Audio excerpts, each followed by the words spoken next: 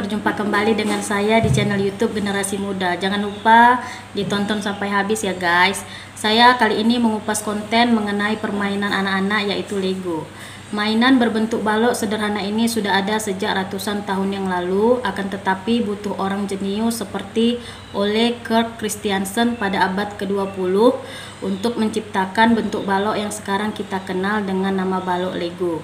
Kisahnya dimulai pada tahun 1932 di desa Billund, Denmark, jauh sebelum Lego dikenal sebagai sebuah merek mainan.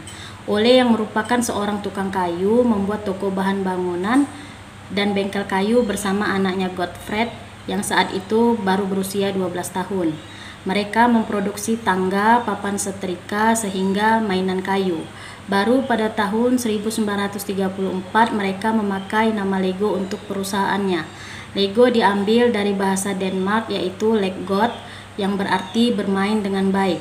Perusahaan itu tumbuh dari hanya 6 karyawan pada tahun 1934 menjadi 40 karyawan pada tahun 1942.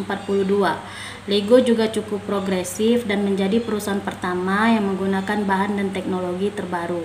Bahkan Lego menjadi perusahaan Denmark pertama yang memiliki mesin injeksi plastik. Berikut 5 fakta mengenai permainan Lego. Fakta yang pertama, terlahir dari keluarga miskin di Denmark. Christiansen lahir di Jutland dan ia merupakan anak ke-10 dari keluarga yang miskin di sana. Pria ini merupakan seorang yang cukup terampil dalam hal perkayuan. Peristiwa tragis ia alami saat istrinya meninggal dunia. Christiansen harus menghidupi 4 anaknya sebagai orang tua tunggal dan dirinya memutuskan untuk tidak akan pernah menikah lagi semasa hidupnya. Fakta yang kedua, pabriknya pernah mengalami kebakaran. Di tahun 1932, pria ini sudah memulai usahanya, yakni dengan membuat mainan anak-anak. Mata pencahariannya sebagai pengrajin mainan anak terpaksa dilakoni karena Christiansen kehilangan pekerjaan akibat mengalami depresi berat. Cikal bakal bisnis mainan ini dimulai ketika Christiansen membuat mainan bebek dari kayu buat sang buah hatinya. Ia pun sadar bahwa putranya memang selalu menyukai ketika diberikan mainan baru. Alhasil ia pun memproduksi mainan bebek tersebut dengan menggunakan kayu dari limbah plastik. Awalnya Lego hanya mempekerjakan 10 orang karyawan dan akhirnya ia pun melibatkan putranya yaitu Gottfred Kirk Christiansen yang kala itu genap berusia 12 tahun. Akan tetapi di tahun 1942 pabrik mereka sempat terbakar lagi. Keluarga Christiansen pun terpaksa melakukan pembangunan ulang. Namun mereka justru melakukan inovasi terbaru dan melanjutkan produksi secara massal. Fakta yang ketiga, Lego akhirnya terbuat dari plastik menggantikan kayu. Singkat cerita, tepat pada tahun 1943 mereka sudah memiliki 40 karyawan demi memproduksi mainan Lego ini. Nah, saat itu mulailah mereka membuat miniatur rumah yang terbuat dari kayu. Selain rumah, tentu saja ada perabotan-perabotan mini yang terbuat dari material yang sama. Ide penggunaan plastik muncul pada tahun 1946. Maka mereka pun membeli alat produksi mainan plastik yang cukup mahal. Akan tetapi keuntungan perusahaan Lego ini sudah lumayan besar pada saat itu. Jadi tidak masalah untuk berinvestasi di sektor bisnis ini. Di tahun 1947 mereka mulai memproduksi mainan dari plastik hingga mainan bertema edukasi monopoli. 2 tahun kemudian, Lego Group pun berhasil memproduksi 200 mainan dari plastik dan kayu. Tidak cuma itu, mereka juga sudah memiliki lebih dari 50 karyawan. Tidak lama dari peristiwa ini, Gottfred Kirk Christiansen diangkat menjadi Junior Vice President saat itu usianya masih 30 tahun. Di tahun 1953, lahirlah sebuah mainan Lego Bricks atau bata yang fenomenal. Tentu kamu tahu dong, Lego merupakan mainan yang berbentuk bata-bata kecil. Jika disusun dan dibentuk, maka kamu bisa membangun sebuah rumah-rumahan.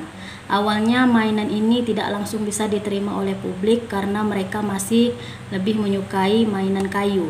Ole Christiansen akhirnya meninggal dunia di tahun 1958. Perusahaan ini pun diserahkan kepada putranya yaitu Gottfred. Fakta yang keempat, inovasi di perusahaan Lego. Sepeninggal Ole Christiansen, Gottfried pun diangkat menjadi pimpinan perusahaan sang ayah. Salah satu masalah yang muncul dalam mainan Lego saat itu adalah material balok yang membuatnya tidak menarik. Belum lagi struktur mainan ini cukup rumit buat dimainkan oleh anak-anak. Namun inovasi pun dilakukan dengan membuat bata atau balok Lego dengan silinder berlubang di bagian bawah, tujuannya agar struktur cengkramannya semakin kuat.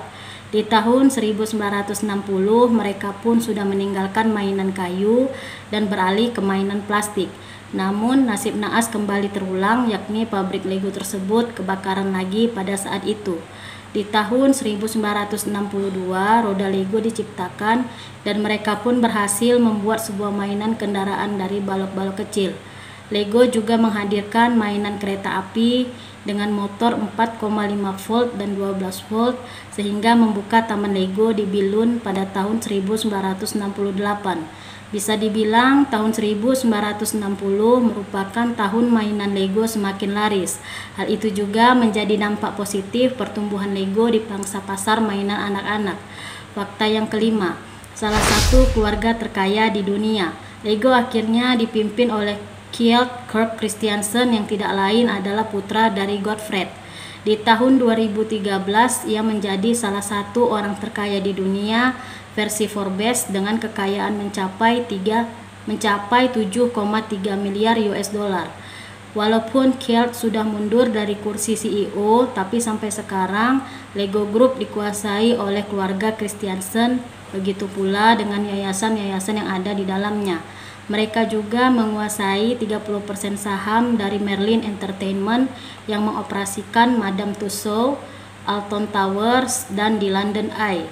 Saat ini saham Lego Group pun akhirnya dibagi ke beberapa pihak.